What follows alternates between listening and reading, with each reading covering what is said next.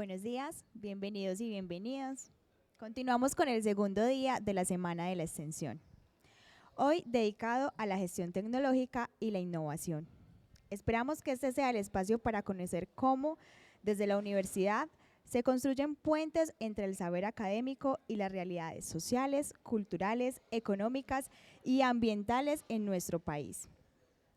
Les recordamos que mañana miércoles será el Día de la Extensión Solidaria y el día jueves finalizaremos la semana con el Día de la Educación Continua y Permanente, Prácticas y Pasantías y Emprendimiento. Damos paso al conversatorio Propiedad Intelectual en la Música. Cómo proteger y gestionar legalmente su creación en un entorno cada vez más digital y colaborativo. Y para dar inicio, le damos la bienvenida a Mónica María Zuluaga, quien nos compartirá su experiencia y conocimientos en este importante tema. Adelante, Mónica. Muchas gracias, muy buenos días. Gracias de nuevo por esta invitación. Es un gusto poder estar en este espacio conversando de un tema que me parece muy relevante, que me gusta mucho, que me parece muy apasionante y que además en este momento de la vida pues trae retos muy especiales, sobre todo por todo lo que sucede en el entorno digital, sobre todo por toda la relevancia que está tomando hoy la creación musical y la creación artística, y bueno, todo esto trae detrás muchos asuntos relevantes, jurídicos, y un poco de eso vamos a conversar en este espacio. Como somos pocos, pueden preguntar lo que quieran cuando quieran, listo, para que hablemos. Entonces, arranquemos por lo primero, y es, ¿qué tendrán en común estas personas? ¿Reconocen a alguien ahí?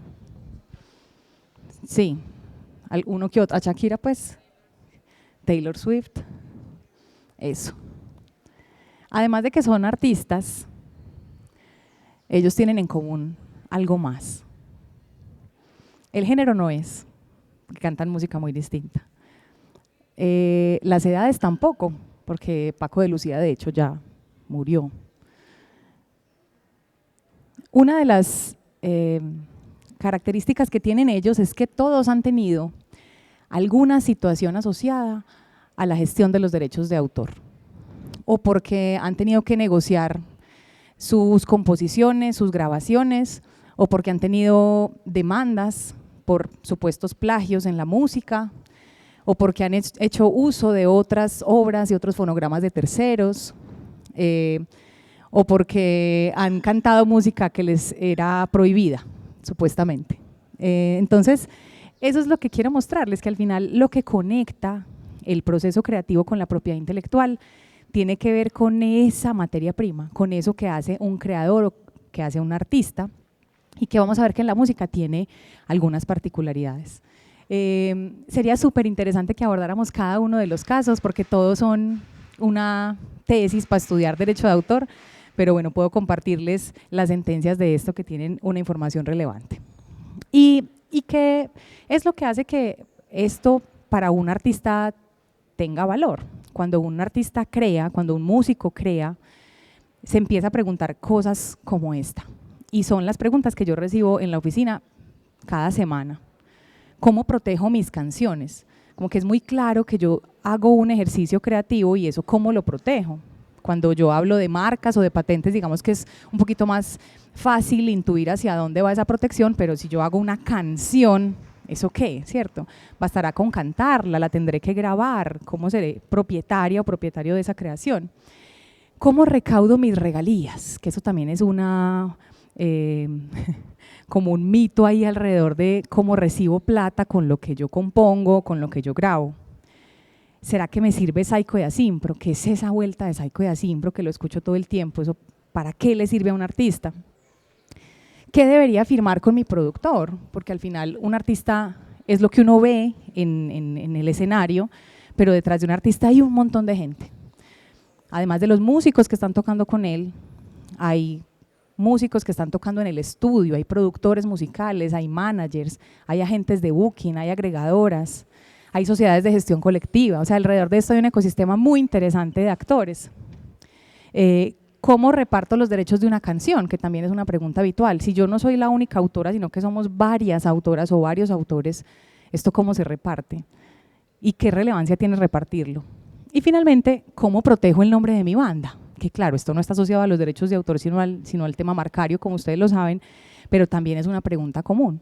Y esto un poco para que evidenciemos que en el entorno de la música, de la industria musical, como en cualquiera, hay asuntos de propiedad intelectual sumamente relevantes y en este caso, pues particularmente porque las mismas creaciones son la materia prima de la industria.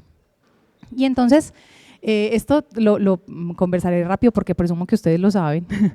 Esto deviene de un concepto más grande que está asociado a la propiedad intelectual. ¿Por qué? Porque el sistema de la propiedad intelectual es justamente ese régimen jurídico que regula las creaciones del intelecto, que regula la propiedad y la gestión de esas creaciones del intelecto. Es un sistema normativo que indica qué debo hacer cuando creo algo, ¿cierto?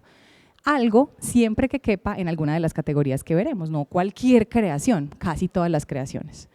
Aquí hay una definición de la Organización Mundial de la Propiedad Intelectual, que realmente de definición tiene poco, es más una lista. La OMPI dice la propiedad intelectual se relaciona con las creaciones de la mente, invenciones, obras literarias artísticas, símbolos, nombres e imágenes utilizados en el comercio.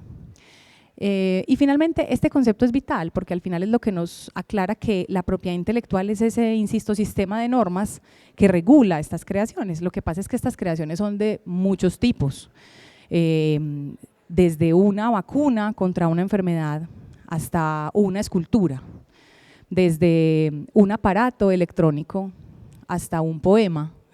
Son creaciones todas humanas, pero que tienen un origen distinto, un propósito distinto, una finalidad radicalmente distinta, y es por eso que este sistema de propiedad intelectual sugiere esta división. De un lado, el derecho de autor y de otro lado, la propiedad industrial. ¿Cuál es el sistema que más le interesa a la industria musical? Pues el sistema del derecho de autor, porque el sistema del derecho de autor protege las obras literarias y artísticas. Artística significa cualquier manifestación artística, escultura, pantomima, coreografía, fotografía, obra audiovisual,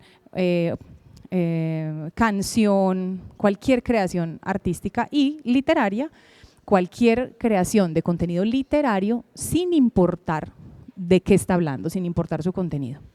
Por eso una canción sí que sí está allá, ¿cierto? Pero ya vamos a ver que esto tiene una particularidad adicional, y es que en la industria de la música a mí no solo me importan los derechos de autor, sino también los derechos conexos, que vemos que allá hay una división entre derecho de autor y derecho conexo. Y en el otro entorno de la propiedad intelectual encontramos la propiedad industrial, donde especialmente vemos estas otras tipologías: los signos distintivos, las nuevas creaciones, el secreto empresarial y otra sui generis que se llama el derecho de obtentor de variedades vegetales, del cual no voy a hablar porque le interesa poco a los músicos. Los signos distintivos, ¿por qué son relevantes? Porque al final este nombre artístico que tiene un artista solo tendrá una protección si es una marca registrada. Y también alrededor del tema marcario en artistas ha habido muchas situaciones interesantes por estudiar, porque un artista asume que como lo empezaron a reconocer con ese nombre y como ese nombre es su nombre de pila, pues entonces ¿por qué tengo que hacer un trámite de protección? Y resulta que la marca solo, de manera general, solo se obtiene con el registro, y en consecuencia si él no registra su nombre, pues esto no tendrá una exclusividad para él y una protección para él. En las nuevas creaciones es donde encontramos las patentes, y por eso cuando yo converso de esto le digo a los artistas: después de hoy nunca diga paténteme la canción, porque es que antes de hoy muchos me dicen paténteme la canción. ¿Y por qué no? Porque es que la patente, miren, que está en otro entorno radicalmente distinto al del derecho de autor. Lo que uno patenta son estos productos o procesos científicos que ofrecen una solución técnica a un determinado asunto en determinada industria. Con lo cual, si yo pensara que puede ser relevante para patentar en la música, ¿qué se les ocurre? ¿Qué podría uno patentar en la industria musical? Por ejemplo, un instrumento musical nuevo. Por ejemplo, un pedal de guitarra que no existía. y ya, ¿cierto? Tendría que ser una creación de ese tipo. De resto, lo demás que sucede con la música está enfocado en el derecho de autor. Exactamente. Si hubiera algún desarrollo tecnológico nuevo asociado a esto, seguramente tendría esa protección. Muy bien. Y vamos a ver que el derecho de autor, particularmente en música, tiene esta característica, y es que cuando ustedes escuchan una canción sonando, realmente no está sucediendo solo el derecho de autor, están sucediendo 3 derechos distintos. El derecho de autor, que es ese derecho sobre la obra musical, o el derecho de esa compositora o ese compositor, que es la persona que decide poner esas noticas, que son las que se cantan, y poner esa letra, para dar un ejemplo. Ese es el derecho de autor en sí mismo, que lo tiene el creador o la creadora de la obra musical. Pero cuando yo escucho la canción sonando, además hay otro derecho, que es el derecho del intérprete y del ejecutante, es decir, el derecho que tiene esa persona que está cantando la canción, que está tocando el instrumento que acompaña la canción, que típicamente se le reconoce al intérprete como este que tiene el rol principal en la grabación. Si estamos hablando de una canción cantada, pues será el cantante, y al ejecutante se le reconoce por ser ese músico que acompaña de forma secundaria en la grabación, el baterista, el guitarrista, el bajista, el pianista, ¿sí? Todos los músicos que tocan detrás. Ellos tienen también derechos, aún sin haber compuesto una sola nota, tienen derechos de ejecutantes y de intérpretes. Y finalmente, cuando yo llevo esa composición, esa obra musical, y la junto con esos intérpretes y ejecutantes, y los llevo a un estudio a grabar, y genero una grabación, allí nace un nuevo derecho, que se llama el derecho de productor fonográfico, que es el derecho que tiene esa persona jurídica o natural que paga por esa grabación. Entonces, esta diferencia es la más importante en la industria musical, porque en ocasiones yo estoy negociando la obra musical, o sea, los derechos de composición, en ocasiones yo estoy negociando mis derechos como intérprete o ejecutante, y en ocasiones mis derechos como dueña de fonograma o dueña de la grabación, que es un producto, insisto, absolutamente independiente. Y por eso les muestro acá una tortica, ¿sí? Porque cuando yo escucho la canción, es como si estuviera escuchando la torta completa, pero al final, cada pedacito es un derecho distinto. Estos son los 3 derechos de que les acabo de hablar. ¿Y esto cómo se puede entender en la práctica? Supongan que yo escribí una canción, así que yo hice la letra, hice la melodía, entonces ¿qué derechos tengo yo de entrada? Los derechos como autora de la obra, los derechos que se llaman derechos de obra musical o derechos de publishing. Esto porque el sistema del derecho de autor y sobre todo en la industria musical está digamos, muy asociado al derecho anglosajón, aunque nuestra corriente normativa viene del derecho francés. Como la industria musical ha tenido tanto crecimiento y tanta expansión en Estados Unidos particularmente, tenemos muchas expresiones y muchas prácticas que vienen de esta industria. Entonces yo tengo esos derechos, listo. Resulta que yo quiero grabar esa canción y yo soy la mujer orquesta, entonces yo tengo en mi casa un estudio y yo canto, toco la guitarra, el bajo, la batería, todos los instrumentos, hago los coros, yo hago todo. ¿Listo? ¿Qué derechos tengo ahí? Mis derechos como intérprete y ejecutante, todos son míos, ¿cierto? Porque yo fui la que además en la grabación hizo toda la intervención creativa e interpretativa. Y finalmente, de nuevo, no solo soy la mujer orquesta, sino que soy la más tesa en ingeniería de sonido, entonces yo mezclé, mastericé, hice todo, ese producto fonográfico final, lo pagué yo, lo hice yo y en consecuencia también tengo estos derechos de productora fonográfica. Escenario fácil y escenario menos común, porque en la vida real lo que pasa es que yo escribo la letra, pero me junto con alguien para hacer la melodía, pero después llegamos a un estudio y llamamos a 8 músicos que van a tocar y al productor musical, pero después alguien paga una parte de la grabación, el otro no me cobró nada, o llega una disquera a explotar y a financiar ese producto fonográfico, con lo cual es allí cuando estas diferencias entre creaciones y derechos empiezan a generar tensiones, porque es muy fácil cuando yo tengo todos los derechos en mi cabeza, cuando tengo todos los sombreros, pero en la práctica no sucede así, ¿cierto? Entonces, para ver si estamos en la misma línea con este concepto, si yo necesito hacer un cover de una canción. ¿Saben ustedes qué es eso? Como que yo escuché una canción y quiero cantarla, hacer mi versión. ¿Qué derecho estoy usando? ¿O a quién tendría que pedirle permiso si quiero hacer un cover de una canción?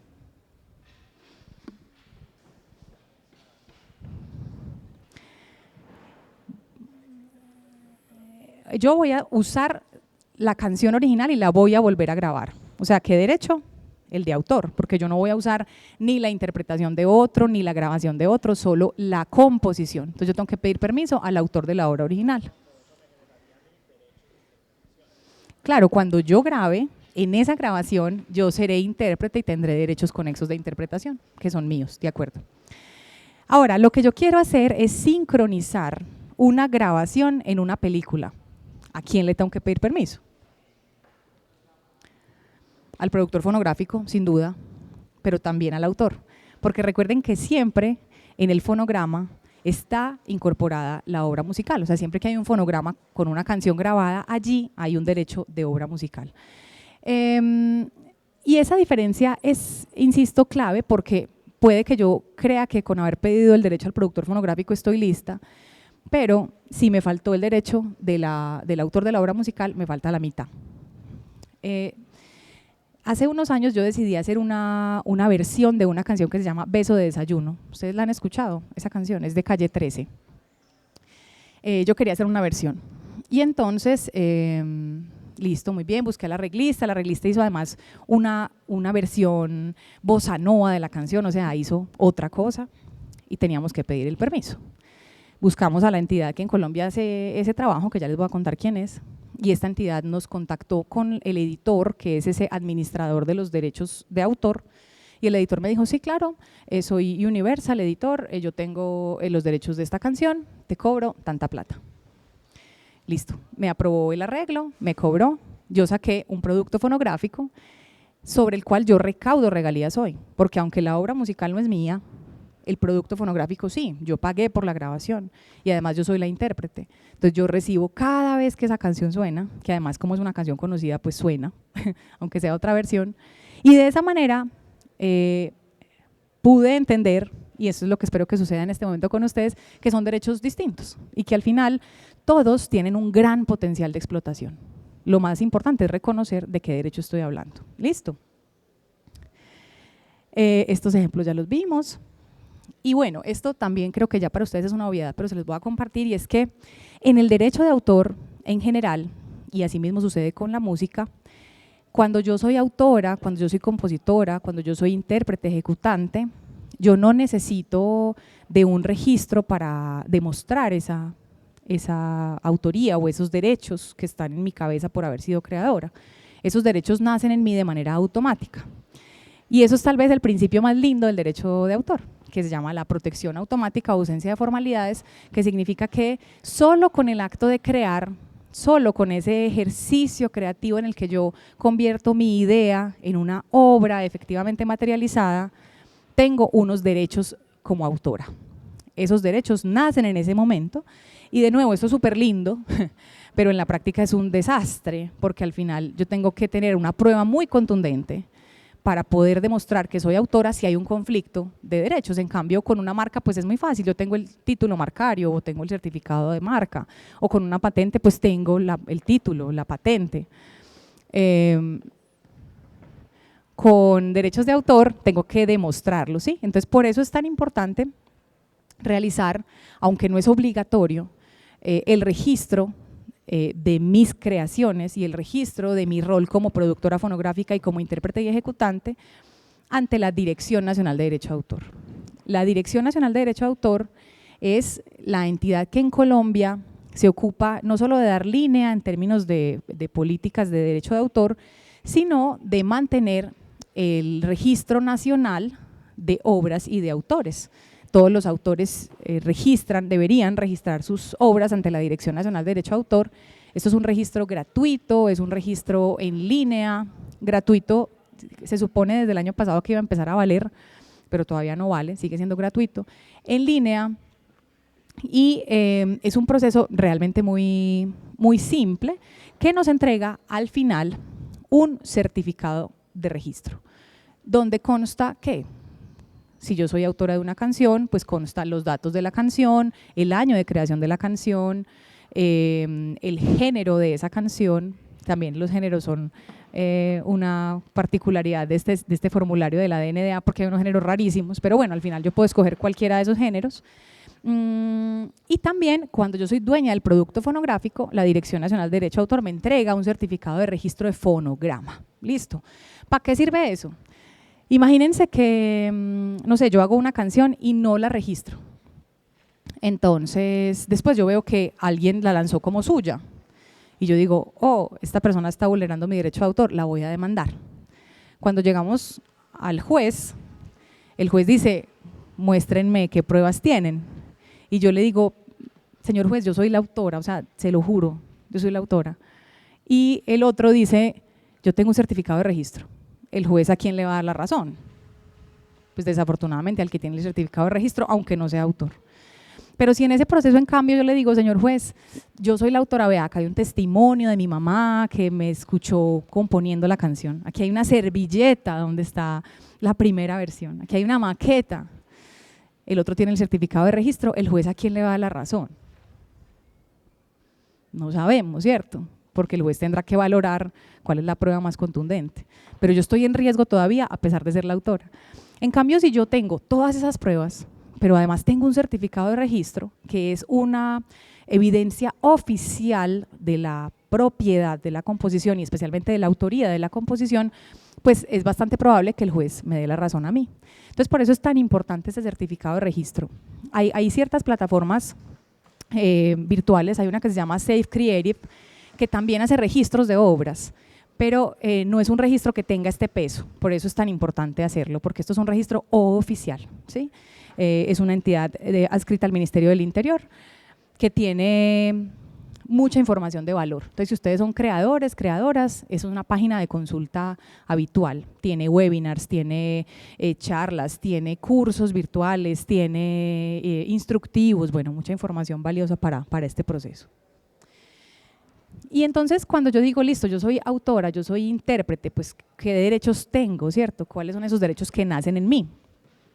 Y el derecho de autor sugiere que los creadores, las creadoras, tenemos desde ese momento de la creación dos tipos de derechos, unos llamados morales, otros llamados patrimoniales. Esos derechos morales son inalienables, inembargables, imprescriptibles, inenajenables y perpetuos. O sea, son los derechos que implican esa relación profunda entre el autor y su obra, como una relación entre una madre y un hijo, o un padre y un hijo, una relación que nunca, nunca se va a perder bajo nuestra legislación.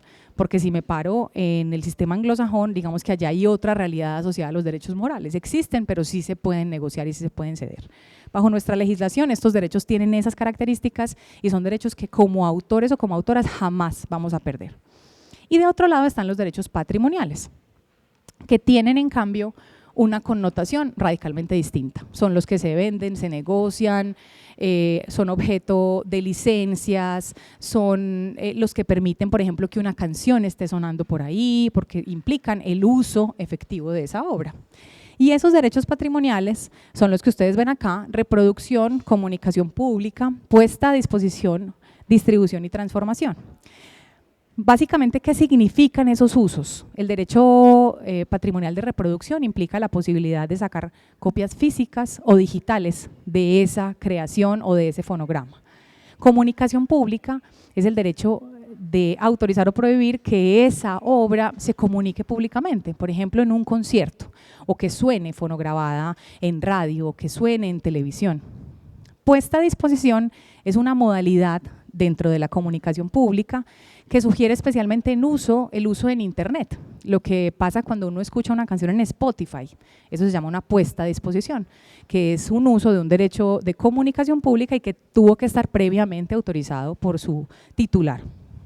Distribución es la posibilidad de comercializar esos ejemplares que se reprodujeron en el derecho de reproducción de arriba, y transformación es la posibilidad de sacar nuevas versiones de esa canción.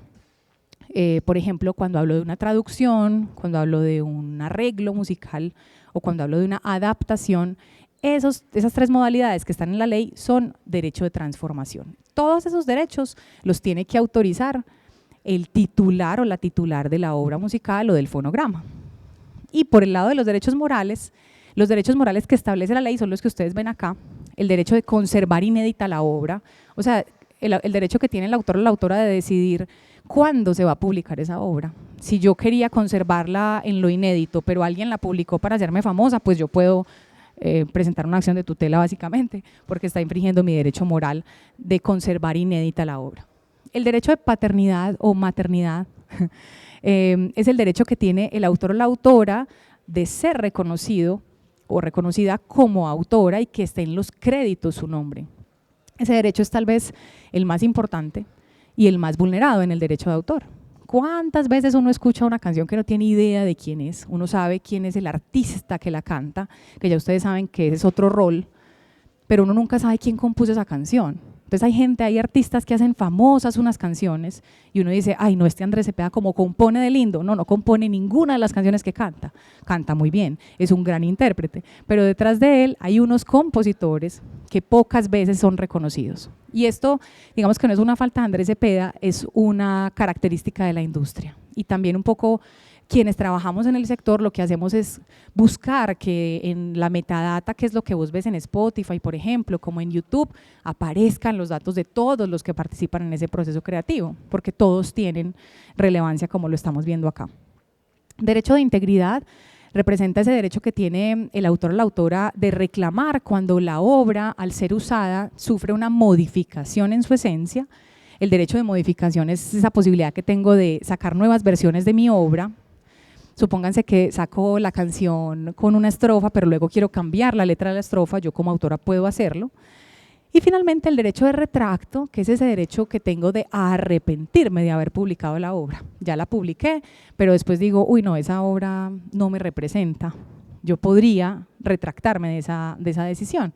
Ahora, estos dos últimos derechos tienen una consecuencia explícita en la ley y es que si yo quiero ejercerlos, tendré que indemnizar a quien sea que le genere un daño con eso. Supónganse que yo, no sé, saco la canción con una disquera y la disquera me paga un anticipo de regalías de $20,000 y yo le digo, oh disquera, quiero ejercer mi derecho moral de retracto, por favor sácala de todas partes, no la quiero volver a escuchar, pues la disquera me va a decir, ok, págame por esta decisión que estás tomando. ¿Listo? ¿Qué es lo más importante de esta diferencia? Que los derechos morales los tiene sí o sí el autor o la autora y los derechos patrimoniales pueden ser cedidos a un tercero. Es decir, yo puedo componer la obra, pero puede que se la venda a otra persona o puede que le permita el uso a otra persona. Con lo cual, este derecho puede cambiar de dueño, el de allá no. ¿Listo? ¿Y esto cómo se ve en la industria? Y esto tal vez es un documento que cuando ustedes trabajen en este sector lo van a escuchar todo el día, toda hora. Y es el split sheet.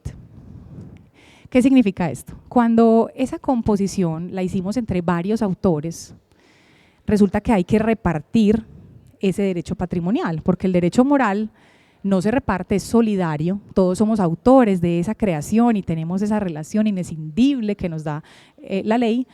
Pero el derecho patrimonial pues no lo tenemos que repartir, porque no puede ser que yo reciba el 100 y vos también el 100 y vos también el 100, ¿cierto? Tenemos que recibir de a un poquito, como sucede en cualquier derecho de propiedad. Y eso se hace en un documento que se llama el split sheet. Esto es súper particular porque los pelados, cada vez hay más pelados trabajando en la música, ¿cierto?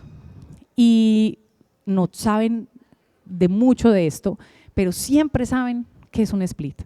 Y siempre quieren firmar el split. Y siempre quieren saber cuánto les toca en el split. Entonces el split es un acuerdo muy simple, una hoja, donde uno dice la canción se llama así, los autores somos estos, y nos toca a cada uno tanto por ciento. ¿Cómo hago esa repartición? Como lo decidamos, digamos que no hay una fórmula. Legalmente la ley no dice se reparten en partes iguales, le toca más a tal que a tal, no. Entonces usualmente es objeto de negociación. Yo digo, ves que yo hice más de la letra que vos, entonces yo debería tener un porcentaje mayor. Está bien. Sin embargo, cuando somos una banda, por ejemplo, cuando somos una banda que se reúne a crear, típicamente allí la distribución es equitativa. La cantidad de conflictos que hay, porque esto no se firma, son demasiados. ¿Por qué? Porque cuando ya la canción empezó a sonar, no solo en Spotify, sino que la tocaron en un evento, o suena en radio o en televisión, pues si yo soy un autor juicioso, yo estoy en una entidad de recaudo para recibir las regalías, pero si no tengo claro cuánto me toca, pues yo podría estar defraudando a los otros autores. Entonces este documento es muy importante. Ahora, alrededor de esa naturaleza jurídica de ese documento hay muchas discusiones, porque ese documento no está en la ley, porque al final es un acuerdo, pero ¿será que incluye una cesión de derechos y en consecuencia se debería registrar? ¿Pero será que puedo meter a gente que no es autora? Bueno, hay otro rollo en el que no me voy a adentrar, pero se ha vuelto un tema muy interesante para los que estudiamos Derecho de Autor en Industria Musical. Ahora, señor.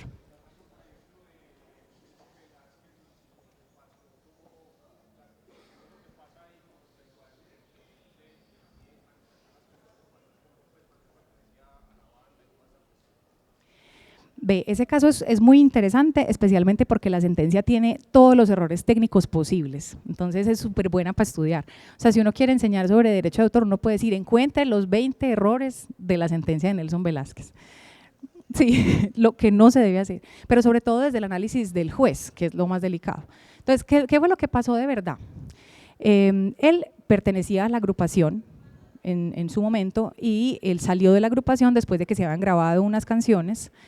Y en ese momento se hicieron algunos acuerdos relacionados con que él no podía, ya no hacía parte del producto fonográfico en el que estaba incorporada la composición, entonces él no podía recibir regalías de eso, digamos que tiene todo el sentido. Lo que pasa es que el grupo realmente no era el dueño de los derechos de autor, solo de los derechos fonográficos, eran dueños de las grabaciones, pero no de las composiciones, con lo cual, si él quería cantar en un concierto, esas canciones bastaba con pagarle a una sociedad de gestión colectiva, de lo que ya vamos a hablar, porque son las sociedades de gestión colectiva las que administran ese pago de ese derecho de comunicación pública. Sin embargo, en ese proceso sucedió que el juez confundió los tres conceptos que ya hoy nosotros tenemos súper claros. Y entonces él dijo, claro, es que él firmó un documento donde decía que no podía hacer parte ni recibir regalías de las grabaciones. Es que una cosa son las grabaciones, otra cosa son las composiciones, y él sí podía presentar en vivo las composiciones, considerando que esa plata de las composiciones la iban a recibir todos los otros autores. Entonces allí hay un asunto complejo desde el concepto, pero en resumen la decisión fue que él no solo lo iban a meter a la cárcel, pues no ha pasado y de hecho sigue cantando, sino que se reiteraba esa prohibición de cantar esas canciones en público. Pero de nuevo, el caso es muy interesante porque tiene justo todo el error conceptual de este tema, que es el que tenemos que evitar. Listo, entonces yo les decía, es importante reconocer ese split y reconocer esa distribución de los derechos para saber cuánto me toca a mí recibir cuando suene la canción. Y eso sucede a través de las sociedades de gestión colectiva. Las sociedades de gestión colectiva son una figura que nace desde la ley y que básicamente lo que sugiere es lo siguiente, dice, vea, ustedes autores pueden directamente ir a negociar sus derechos, monitorear en cada bar, en cada restaurante, en cada evento, en cada emisora, qué pasa con sus obras. Sin embargo, como yo sé, ley, que eso es muy difícil de hacer de forma individual, pues yo le propongo que ustedes formen unas sociedades de gestión colectiva. Es decir, son unas entidades que incorporan titulares de derechos de autor y conexos para recaudar de forma colectiva por esos derechos. ¿Cuáles? Especialmente este derecho de comunicación pública. La comunicación pública es la que típicamente se recauda a través de sociedades de gestión colectiva.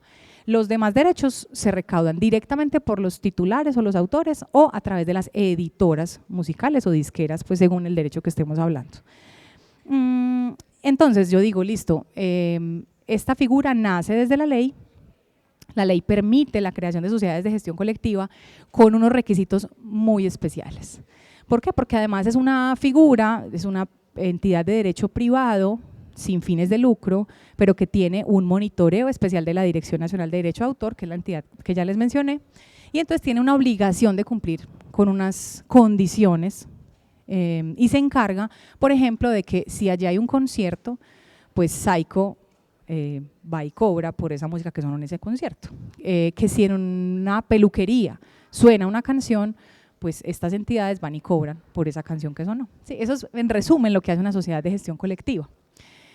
Si yo les digo Saico y Asimpro, ahí sí ya estamos hablando de lo mismo, ¿cierto? Saico y Asimpro son las sociedades de gestión colectiva más famosas en Colombia y están asociadas justamente a los derechos de la música. Saico es la sociedad de autores y compositores, es decir, recauda especialmente el derecho de comunicación pública de autores y compositores colombianos. Asimpro es la Asociación Colombiana de Intérpretes y Productores Fonográficos, entonces recauda los derechos de los intérpretes, ejecutantes y productores fonográficos. Noten que allá, en esas dos entidades, están agrupados los tres derechos que les hablé en su momento, ¿cierto? ¿Eso qué significa? Que si yo soy autora de una canción y quisiera entregar la gestión colectiva de mis obras a una sociedad de gestión colectiva, pues yo debería estar en Saico. Y si yo soy intérprete y ejecutante, o sea, yo en una grabación tengo participación como cantante o soy la dueña de esa grabación, pues yo debería estar en Asimpro, ¿cierto? Alrededor de la gestión de las sociedades de este tipo ha habido, ¿cómo decirlo?, como muchos mitos, pero también como mucha sensación de que hacen las cosas mal, ¿cierto? Entonces uno dice, Saico, no se meta en Saico que no sé qué. Y al final, cuando uno va a identificar su funcionamiento, ese funcionamiento proviene de una regulación internacional. Entonces no es como que Saico esté cobrando de una forma porque le dio ganas de cobrar así, sino porque esto obedece, insisto, a unas condiciones que entrega la CISAC, que es la Confederación de Sociedades de Gestión Colectiva del Mundo, que define eso cómo debería funcionar. Entonces, claro, esas son las que conocemos, pero resulta que hay otras. No sé si alguien conoce, además de Pauli, ¿alguien conoce alguna otra de estas sociedades de gestión? Nada. Listo. Entonces, les voy a contar a qué se dedica cada una. Todas son sociedades de gestión colectiva reconocidas en Colombia. Ejeda recauda los derechos de comunicación pública de productores audiovisuales, de producciones audiovisuales. Entonces, ¿qué significa esto? Que un hotel, por ejemplo, que tiene televisores en cada habitación, le debe pagar a Ejeda por todo lo que eventualmente se comunica públicamente en esos televisores. CDR es el Centro de Derechos Reprográficos. Los derechos que recauda son los derechos de reproducción o de toma de copias de obras literarias. Las universidades, por ejemplo, pagan normalmente una licencia CDR, tanto por las copias físicas, que ya cada vez son menos, como por las copias digitales. ¿Quiénes están en la CDR? Los autores de obras literarias y las editoriales de libros. Redes, DASC y Actores son tres sociedades de gestión colectiva que han nacido a partir del ejercicio gremial de los actores en Colombia. No sé si ustedes han escuchado hablar del sindicato de actores, de la ACA.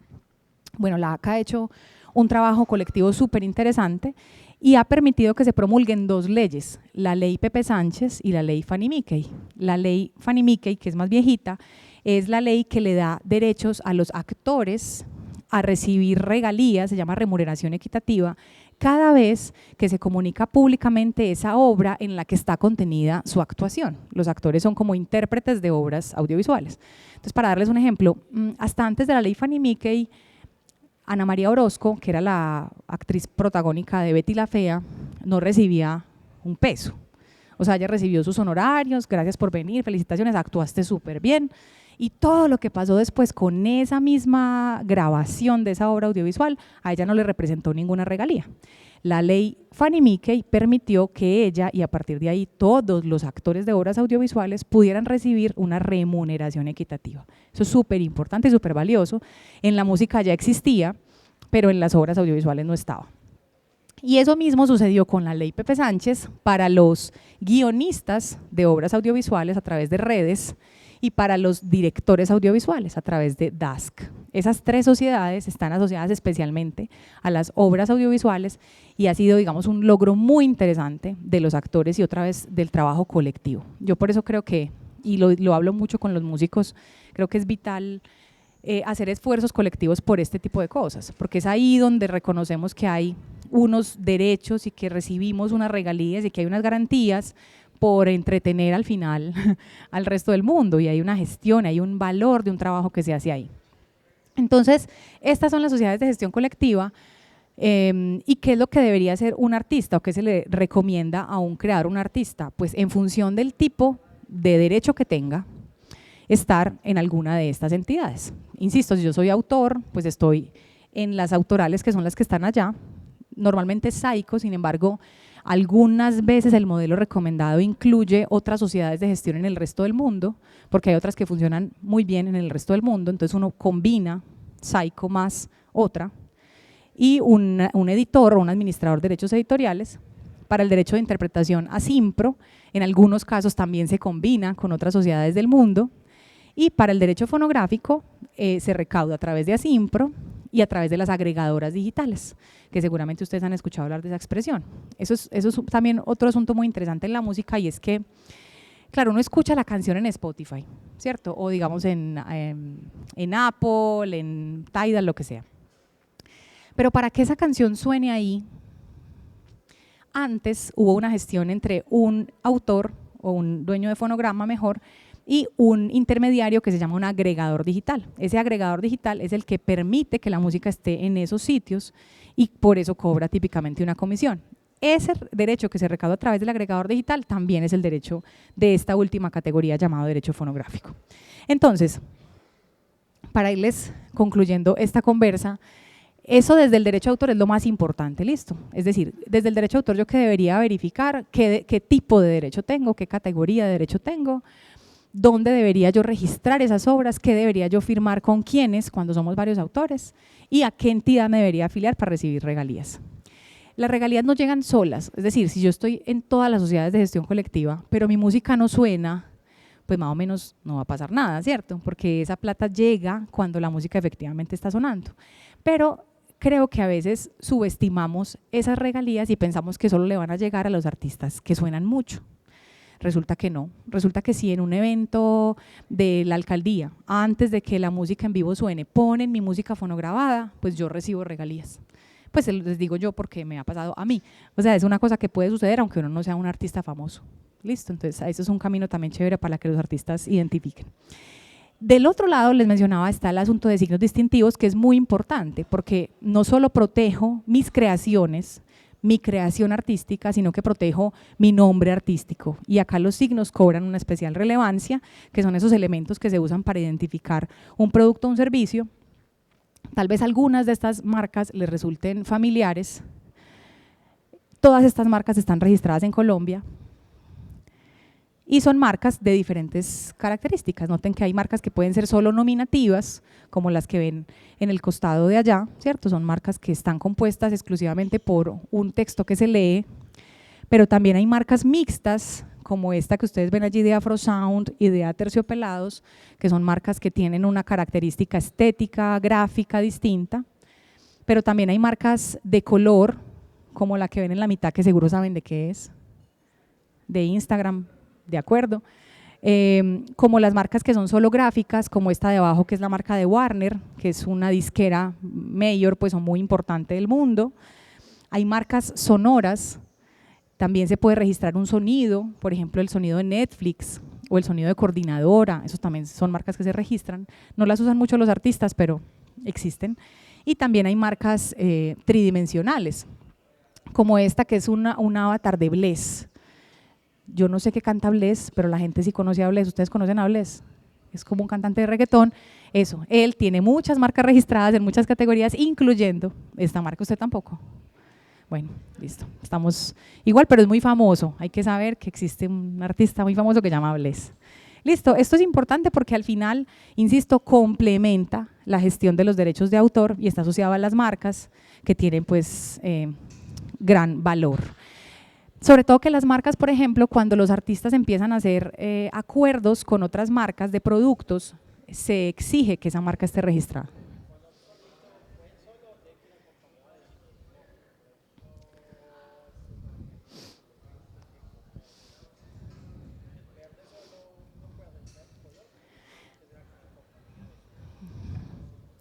Muy buena tu pregunta, Alejandro B. Existen marcas de color, o sea, uno sí puede registrar marcas solo con un color, definiéndolo a través de un sistema internacional como el Pantone, por ejemplo. Pero sí debe estar circunscrito a una forma específica, no es como el color, sino el color Eso no se puede, pero asociado a una forma sí. Por ejemplo, el manzana de Manzana Postobón, eso es una marca de color. Por ejemplo, el rojo Ferrari, eso es una marca de color. Fercho no tiene su marca de color registrada, pero podría. No, él tiene su marca nominativa, que de hecho tiene problemas porque, bueno, él tenía una sociedad, pero ya luego la sociedad se acabó y bueno, ahí hay un rollo, pero la marca que él tiene es solo una marca nominativa. Exactamente, sí, como a esa característica, como a ese espacio pues específico ubicado.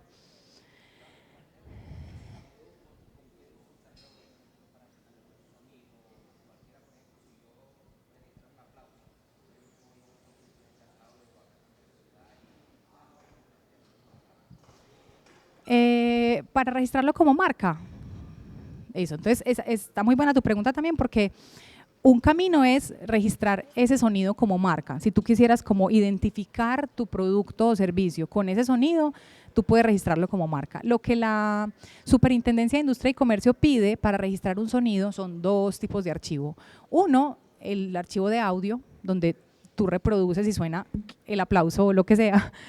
Y dos, la partitura, donde puede evidenciarse cómo se ve en un pentagrama ese sonido. Lo que pasa es que un aplauso no cabe en una partitura porque no tiene una nota específica. Y con eso te aclaro una cosa.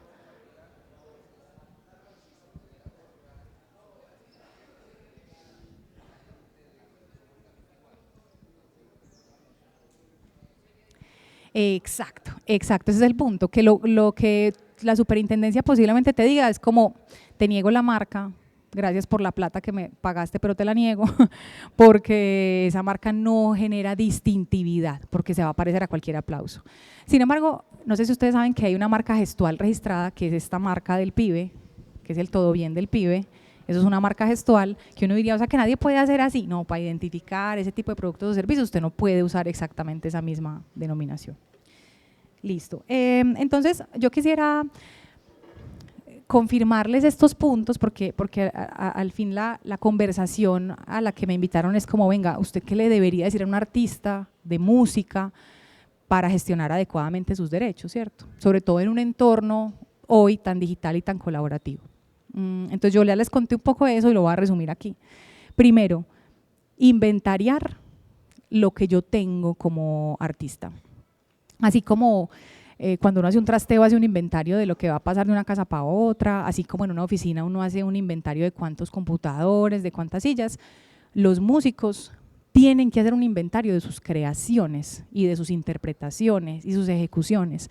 Uno empieza a ver ese ejercicio y dice, ay, es que yo le hice coros a no sé quién, eso me va a generar regalías, es muy importante. Ah, es que yo compuse una canción para el himno de no sé dónde. Bueno, ¿dónde están los derechos de eso? Entonces es empezar a hacer esa diferencia de los tres tipos de derechos y empezar a listar y caracterizar esos derechos que yo tengo en cada una de esas categorías, ¿sí? Como autor, autora, como intérprete, ejecutante, como productor fonográfico. Ese ejercicio de inventario empieza a dejar unas tareas, porque entonces yo ya encontré las canciones. ¿Qué debería hacer con esas canciones? Pues registrarlas, ¿cierto?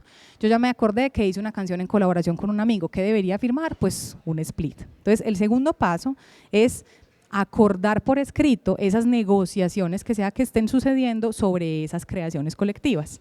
En la industria podríamos hacer un diplomado solo de contratos de la industria, porque hay muchos contratos alrededor de lo que pasa con cada una de esas creaciones. Hay contratos de split, hay contratos de obra por encargo, hay contratos de productor musical, hay contratos de intérprete exclusivo, hay contratos de management, hay contratos de booking, hay contratos de boletería, o sea, como que hay muchas posibilidades. Entonces el paso 2 es verificar cuál es el tipo de acuerdo que a mí me corresponde según el derecho que identifiqué y poder suscribir ese acuerdo. El paso número 3, registrar. El registro de obras y de fonogramas ante la Dirección Nacional de Derecho de Autor, les reitero, es gratuito, es en línea, es muy fácil y nos entrega un certificado que tiene un peso probatorio muy importante. Cuarto, acreditar, que consiste en este ejercicio de llevar esas creaciones a las sociedades de gestión colectiva para recibir regalías cuando esa música suena.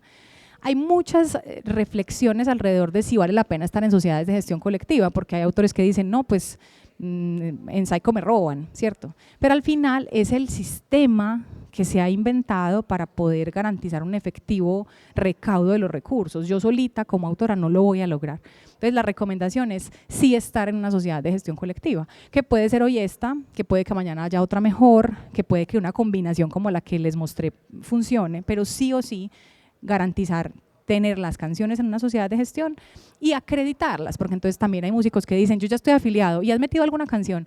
Ah, ¿cómo así? Sí hay que meter las canciones, claro, ¿cierto? O sea, una cosa es afiliarse como persona y luego empezar a acreditar cada uno de esos derechos que tengo. Y finalmente, y esto es como un ejercicio cíclico, monitorear lo que sucede con mis creaciones y lo que sucede con el contexto, porque el contexto varía todo el tiempo, porque de nuevo aparecen nuevas normativas o porque aparecen nuevas sociedades de recaudo o porque aparecen nuevos modelos de gestión. Nada más hace unos meses estuvimos apoyando desde la Mesa de la Música de Pro Antioquia una nueva propuesta legislativa que pretendía modificar asuntos de sociedades de gestión colectiva. Entonces eso todo el tiempo, por la gente que trabaja en la industria, está siendo pensado, así que tenemos que estar, digamos, al frente de ese proceso. Y por eso cierro con estas recomendaciones, el inventario que ya les mencioné, no dejar la gestión de la música al azar. Es importante escuchar esto de que estamos hablando. Hoy hay mucha información, hay muchas entidades que ofrecen cursos gratuitos, cada vez hay más gente especializada en estos temas que puede tener información de valor. Entonces, aprovechar, registrarse, afiliarse, instruirse, formarse. En ese ejercicio les recomiendo un podcast que se llama Doctor Rocks, que es un podcast que tenemos con 2 abogados del entretenimiento, en el que hablamos de todas estas cosas que están asociadas a la industria musical desde el derecho, incluyendo historias de terror, como esos casos difíciles que nos han tocado y que al final lo que buscamos es que nos enseñen para que eso no vuelva a pasar. También Hemisferio Derecho tiene un blog con información relevante. En esa misma línea, dejar todo claro, dejar todo por escrito. Les voy a decir una cosa, por ahí el 80% de los problemas que llegan a la oficina son de gente que no firmó un contrato debiéndolo firmar. Si somos amigos, ¿para qué un contrato? Pero es que somos la banda de toda la vida, pero es que él es mi primo, yo lo conocía. Todo mal, o sea, hay que firmar acuerdos, sobre todo quitando el miedo a ese concepto de contrato que uno cree que es un documento largo de letra pequeña, no necesariamente. Un contrato es un acuerdo y ese acuerdo debería reflejar lo que yo efectivamente conversé con la otra persona, entonces hay que quitarle un poco ese miedo al contrato y especialmente esa sensación de que debería representar duda. Cuando en la industria que es muy informal, alguien decide poner a otro a firmar un contrato, es como, ve, ¿pero por qué? Pues es que no confías en mí. Pues no, ¿cierto? Como todo lo contrario, yo quiero que esto esté blindado a través de un documento que es una hoja de ruta, que es una carta de navegación. Y finalmente, como se los mencioné, evaluar de forma constante este ejercicio y tomar decisiones todo el tiempo. Aquí la parálisis por análisis es horrible y es muy común. Es que yo llevo 8 años, pero no me he decidido si me afilio a Psycho o qué, o cuál será mejor. No, o sea, hay que hacer. Y luego en el camino ir puliendo la ruta. Sobre cómo se monetiza, pues es la monetización, o sea, listo, estoy en Psycho, estoy en Así, pero ellos cómo al final saben cuántas reproducciones se está teniendo, porque hay tantos formatos, o sea, hay millones por Spotify, hay otros millones por YouTube, hay no sé por dónde.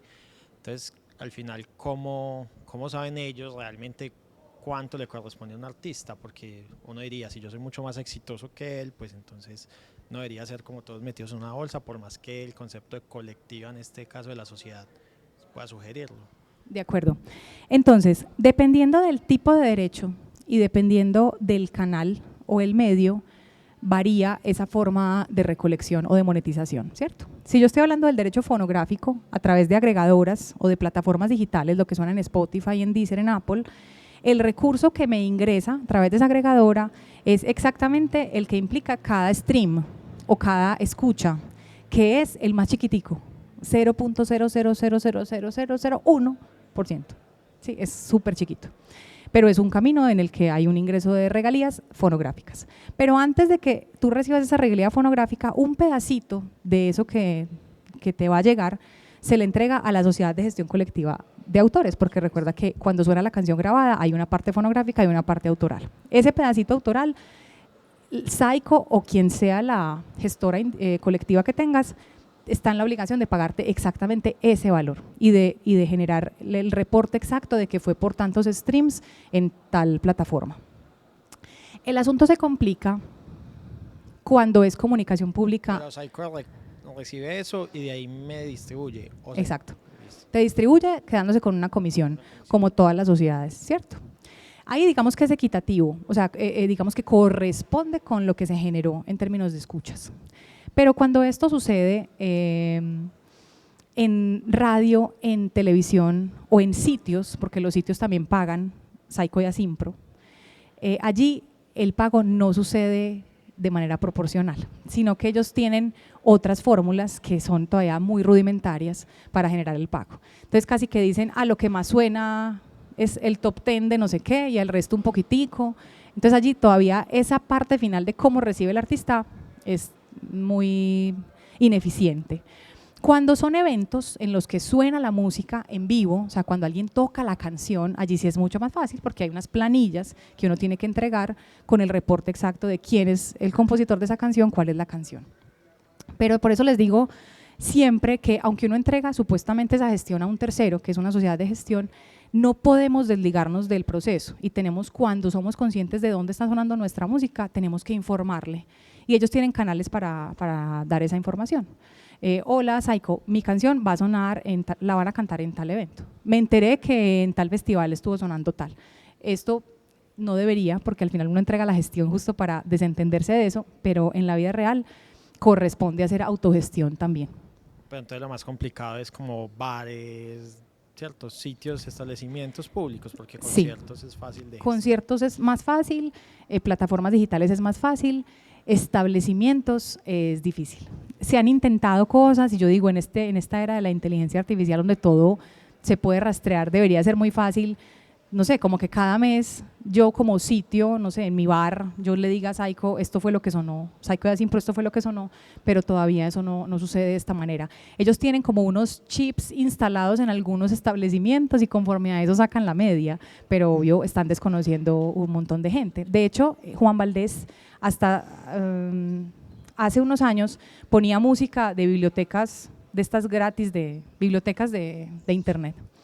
Y se hicieron un proyecto súper interesante, muy coherente con su marca y es como, si esto es café colombiano, pues pongamos música de artistas colombianos independientes. Eso representó todo un proceso para obtener las licencias necesarias, pero hoy, si tú vas a Juan Valdés, típicamente va a sonar música de artistas locales independientes y están garantizando que esa lista de artistas sí reciba su regalía siempre que estén en Psycho y Asimpro. Si no están, no hay como, pues no va a llegar el cheque a la casa, desafortunadamente.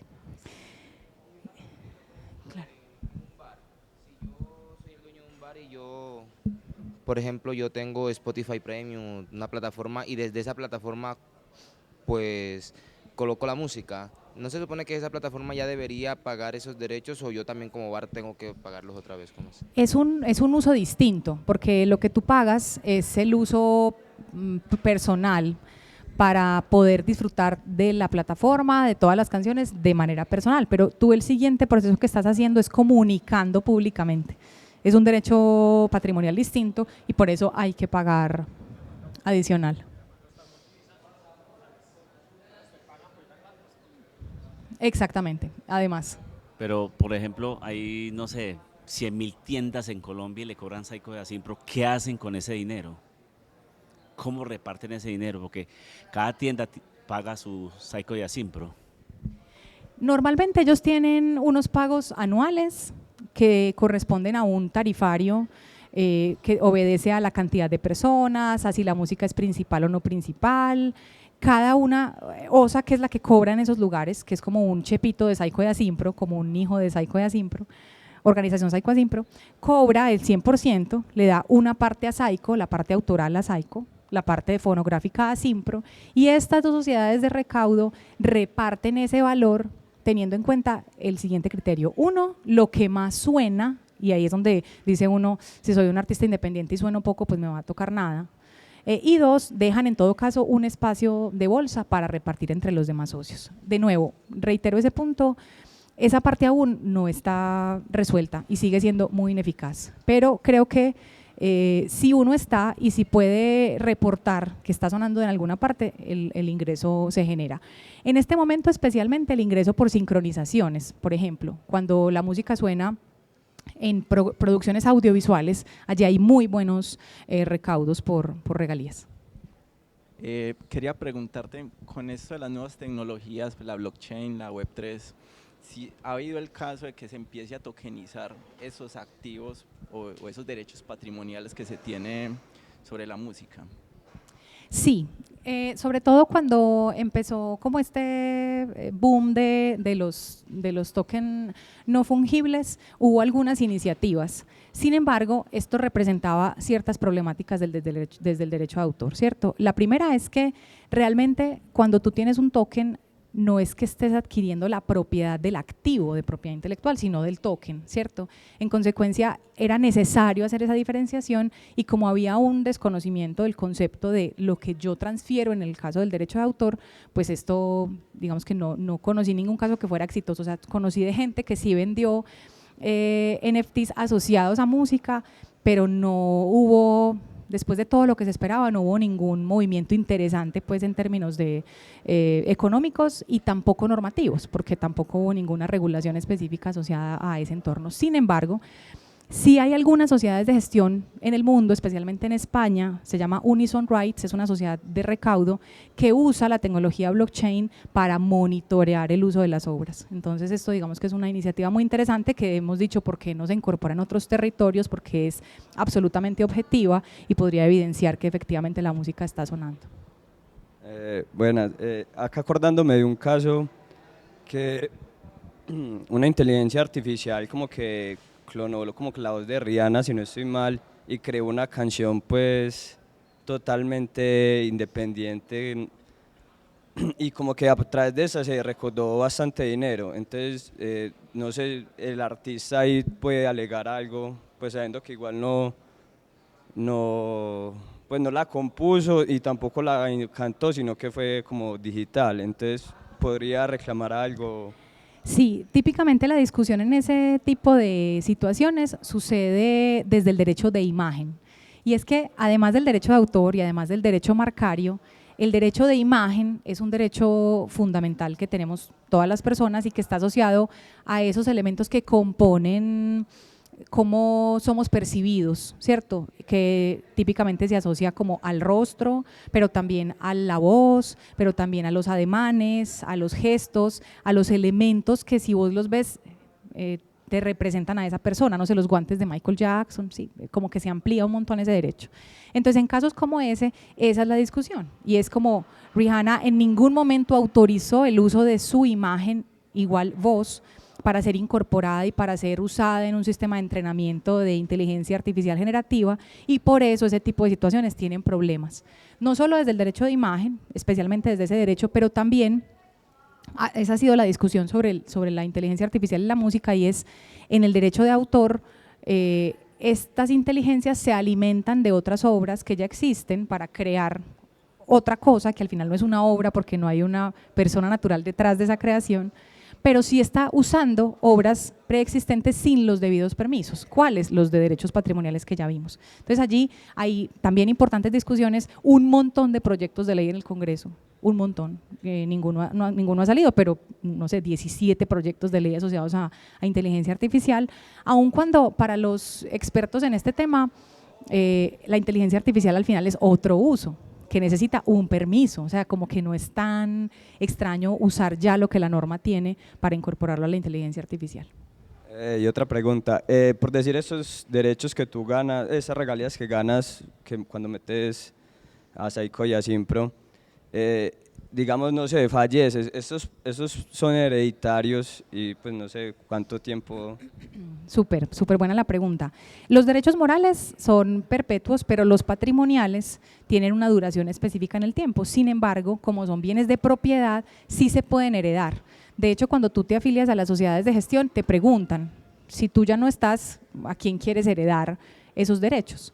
Y de hecho, uno de los problemas principales que suceden en esta industria es que, no sé, un gran autor fallece y su familia hace la sucesión de la casa, del carro, de la camiseta, pero no hace la sucesión de las obras. Y eso es como dejar la sucesión incompleta, porque las obras al final también son bienes inmateriales que hacen parte de la masa de la herencia, entonces también se pueden suceder. Y esos derechos duran, para el caso de Colombia, la vida del autor más 80 años, es decir, después de que el autor fallece, sus herederos podrán disfrutar, usufructuar esos derechos durante 80 años más, para el caso de Colombia. Muchas gracias. Con todo gusto. Le agradecemos la participación a Mónica María Zuluaga el día de hoy. Muchas gracias a ustedes por la asistencia, por la participación. Nos vemos en el siguiente conversatorio.